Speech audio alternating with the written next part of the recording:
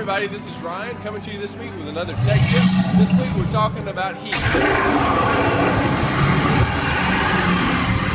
Specifically the heat in your server room. What can you do to prevent it or make sure it doesn't damage your servers?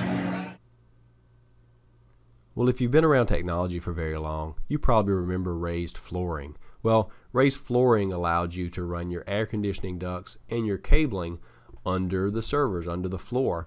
This was beneficial because you could kind of get it out of sight, out of mind. Plus, you could direct the air conditioning directly where you needed it into server racks.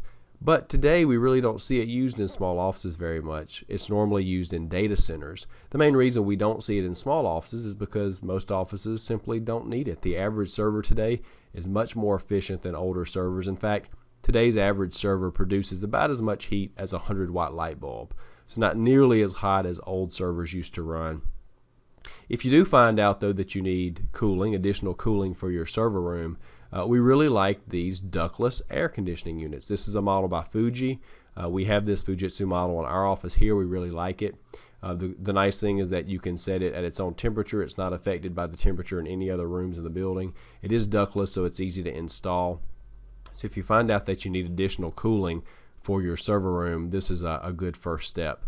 Another reason that many servers today don't need additional cooling is the fans. The fans today used in servers are much more efficient. In fact, the average server has 4 or 8 or sometimes even 16 of these fans, and they don't need them all to be running all the time. During a normal day with average workload, you may only need 2 or 3 fans running at a very low speed to keep the internal components of the server as cool as they need to be. However, if the server senses that it's getting too hot, it can turn on additional fans. One way to notice this is that it will be very loud. If you ever walk by your server room and it sounds like there's a small airplane taking off, that means that the server thinks it's too hot and it's turning on these extra fans to try to keep itself cool. If that happens, give us a call. We need to do something because we don't want those internal components to get too hot. Well, how do we know if it's going to be too hot? Well, here's a calculator. We use this sometimes to find out if we think we're going to need additional cooling before we ever buy servers. The nice thing about this, you can configure this calculator with a number of servers and the type units you'll have. It will tell you how much heat they will produce, and you'll know what kind of air conditioning unit, if any, will be needed.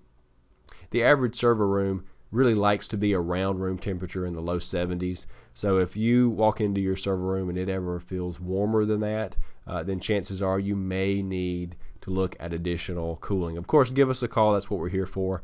We can definitely come out and check and find out if your server room does need additional cooling. You may be asking, well, why does it matter? Well, heat causes damage because it can cause parts to wear out sooner.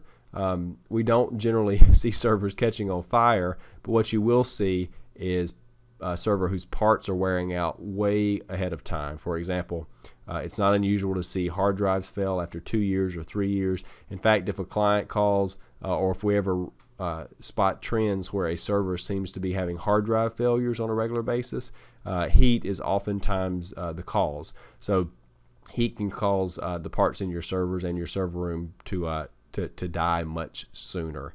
So again, if you think you may be having a heating issue, give us a call. We'll be happy to check it out for you and make sure we keep those servers running cool, because cool servers are fast servers, and fast servers keep you happy. So thanks for joining us today for our tech tip, and we'll talk to you next time.